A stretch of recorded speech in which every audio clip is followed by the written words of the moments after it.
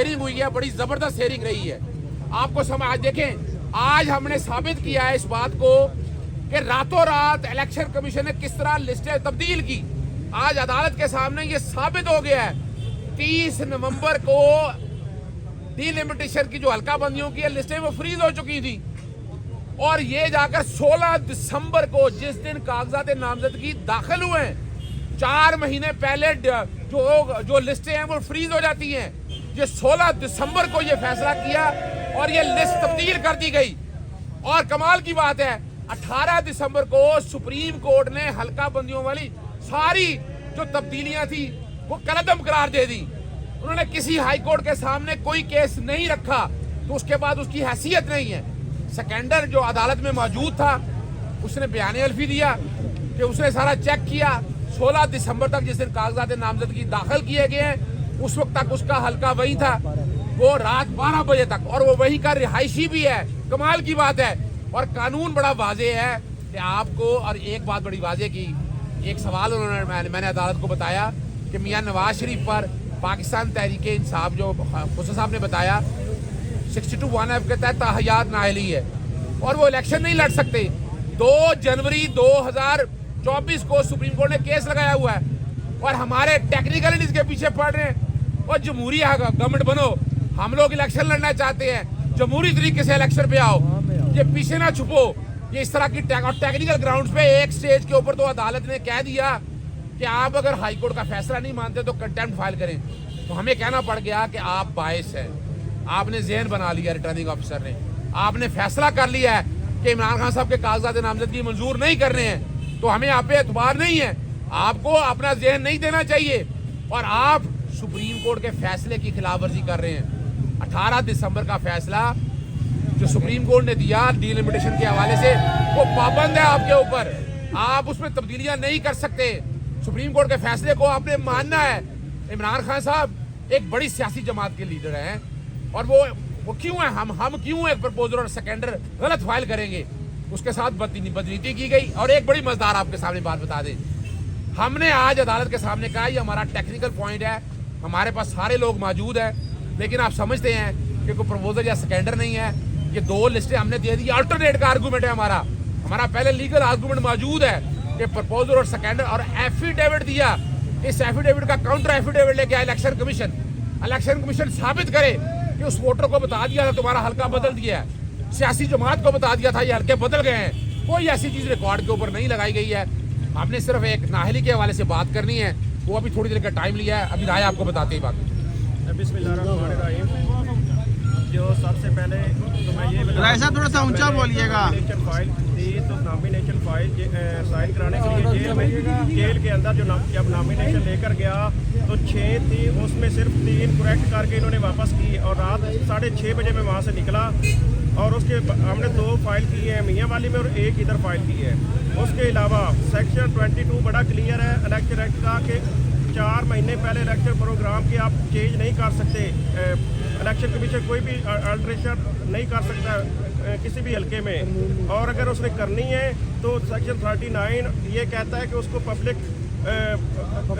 Publish किया जाना ज़रूरी है। ना पब्लिश किया गया, ना उसमें कोई एडवर्टीज़ की गई और 18 दिसंबर को सुप्रीम कोर्ट उसको सेटिसाइड कर चुका है हल्का बंदियों को। इसके अलावा हमने खान साहब का ये बताया कि खान साहब का जो 22 दिसंबर 2023 का फैसला सुप्रीम कोर्ट का सैफर केस में जो इजाफी जजमेंट है नोट दिया जस्टिस अतर मनिल्ला साहब ने, उसमें उन्होंने वादे किया कि Imran Khan ex prime minister और पाकिस्तान की सबसे बड़ी पार्टी का हेड है, उसको आप पॉलिटिकल प्रोसेस से अलग नहीं कर सकते।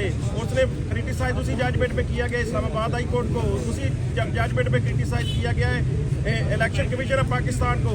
अब इस्लामाबाद हाई कोर्ट और इलेक्शन कमीशन मिलके पाकिस्तान के सबसे मकबूल लीडर को नॉकआउट टेक्निकल बुनियादों पे करने के लिए तुले हुए हैं, क्योंकि ये मैदान में मुकाबला नहीं कर सकते। मैदान में मुकाबला करने में हिम्मत ही नहीं है। हम कहते हैं आओ हमारे मुकाबला करो, नवाज शरीफ को छोड़ो, सब फैमिली को ले आओ इस हल्के में। इमरान खान को छोड़ो, इमरान खान के मुकाबले में मैं इलेक्शन लड़ूंगा और नवाज शरीफ के मुकाबले में जीत के दिखाऊंगा। ये पॉपुलैरिटी का हाल है और ये डरे हुए हैं, सहमे हुए हैं और ये टेक्निकलिटीज़ पे जा रहे हैं, रातों रात चेंज हो जाती है। सबसे इम्पॉर्टेंट चीज़ जो ये हल्के का चेंज किया गया इलेक्शन कमीशन की वेबसाइट पे इलेक्शन शेड्यूल जो है वो पहले जारी किया है, चेंज बाद में की है, ये भी नहीं कर सकते। जब इलेक्शन प्रोग्राम शेड्यूल जारी हो जाए उसके बाद आप कोई भी तब्दीली नहीं कर सकते। इलेक्शन कमीशन की आप खुद चेक करें कि इलेक्शन शेड्यूल के जारी होने के बाद ये जो वेबसाइट पे चेंजिंग जो है वो अपलोड की गई है। अच्छा राय साहब, ये बात कि आपने वोटर सर्टिफिकेट जब लिया तो उसके ऊपर ये दर्ज था कि आपका जो तायद परिंदा है वो NA 122 का रिहायशी है, और इसके साथ साथ 8300 पे भी आपने चेक किया? जी 8300 पे भी चेक किया, और उसके अलावा हमने वोटर पर्ची जो है वो भी हमारे पास मौजूद है। वोटर पर्ची के ऊपर NA नहीं लिखा होता, वोटर शुमारियाती कोड लिखा होता है, शुमारियाती कोड लिखा हुआ है, और काफी हल्का लिखा होता है। शुमारियाती कोड जो इलेक्शन कमीशन ने जो 30 नवंबर को पब्लिकेशन की ऑफिशियल गजेट, आपने उसको मानना है। कानून ये कहता है कि ऑफिशियल गजेट तुम्हें करेगा नोटिफाई, इलेक्शन कमीशन को 30 नवंबर को हो गया, उसी के तहत इलेक्शन होना है। उसके तहत हमारा जो प्रपोजल है आज भी NA 122 का मेंबर है। उसका सुबाई हल्का जो है वो आज भी NA 122 अजहर साहब ये बताइएगा कि आपने खुद इतराफ़ किया है कि आपका तजवीज़ और तायद कुनंदे का ताल्लुक हल्के से नहीं है, आपने नए तजवीज़ और तायद कुनंदा पेश भी किए हैं। एक मिनट सवाल पूरा होने दें। आपने खुद ये कहा कि हम और तजवीज़ और तायद कुनंदा पेश कर देते हैं। हम आपके सामने ये बताते चलें, कोर्ट के अंदर हमने कहा एफिडेविट फाइल किया, तमाम सबूत फाइल कर दिए, बल्कि तायद कुनंदा जो है खुद अदालत में पेश हुआ, वो आज भी NA 122 का रिहायशी है। कमाल है, बड़ी जबरदस्त है, और उसका सूबाई हल्का भी उसमें आता है। लेकिन उसके बावजूद अगर अदालत समझती है कि ये टेक्निकल ग्राउंड के ऊपर है, तो अल्टरनेटिवली मुतबादल के तौर पर कि पूरी पाकिस्तान इमरान खान के लिए तजवीज़ कुनंदा और तायद कुनंदा बनना चाहता है, हमने अल्टरनेट के तौर पर 2 फाइल किए हैं कि ये 2 मौजूद है। हमने बिल्कुल नहीं माना। कल जाके हमें ये पता चला है कि ये सारी वारदात पड़ गई है। हमें वारदात को तो पता ही नहीं था, वारदात तो हमें कल पता लगा। उस वारदात में हमने सबूत सारे दे के ऑल्टरनेट के तौर पर, मुतबादल के तौर पर दिया है, और ये दोनों हमने पेश कर दिए हैं अदालत के सामने कि सिर्फ अगर ये टेक्निकल ग्राउंड्स पे खेलना है, तकनीकी बुनियाद पे खेलना है, तो ये हमारे पास ऑल्टरनेट आर्गुमेंट मौजूद है। आपने अंदर एक बात की थी नामालूम अफराद के तनाजुर में, और अब आप वारदात का जिक्र कर रहे हैं, तो ये बताइएगा कि ये जहन बन चुका है कि चेयरमैन तहरीक इंसाफ को NA 122 से दूर रखना है इस इंतखाब से, और फैसला कहीं और से आना है?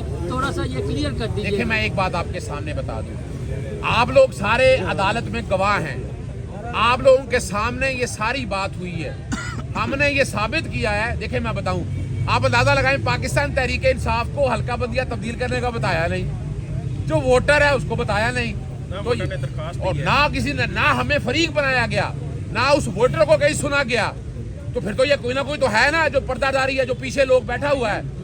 आपको देखें, इलेक्शन कमीशन की ये बदनीति है, इलेक्शन कमीशन को मैलाफिडी है, उसकी मैलिस इन फैक्ट है, मैलिस इन लॉ है, और हम तो बड़ी सीरियस सी बात कर रहे हैं। खुदारा ये तकनीकी बुनियादों के पीछे, ये टेक्निकल ग्राउंड्स के पीछे मत छुपे। आप इलेक्शन के लिए आए, हम किसी ऐसे प्रोसेस में नहीं जाना चाहते जिससे इलेक्शन इल्तवा का शिकार हो। 8 फरवरी को इलेक्शन होना है और इंशाल्लाह होना है। हम ऐसा कोई काम नहीं करना चाहते। अजहर साहब ये बता दें कि अगर एक बड़ी पार्टी को मैदान से बाहर रखा गया, ऐसे नताइज को तस्लीम किया जाएगा? नहीं, बिल्कुल तस्लीम नहीं किया जाएगा, क्योंकि ये लंदन प्लान का हिस्सा है कि PTI को और इमरान खान को इलेक्शन प्रोसेस से बाहर रखना है। क्योंकि लंदन प्लान ये है कि अगर इमरान खान आ गया इलेक्शन प्रोसेस में तो ये जीत नहीं सकते। उन्होंने, ये लंदन प्लान का हिस्सा है, और अगर इस तरह किया गया उसको पूरा रजिस्ट भी किया जाएगा, और इंशाल्लाह पूरी कौम इमरान खान के साथ खड़ी है और इनके साथ पूरा रजिस्ट किया जाएगा। Thank you very much. बहुत शुक्रिया जी, थैंक यू।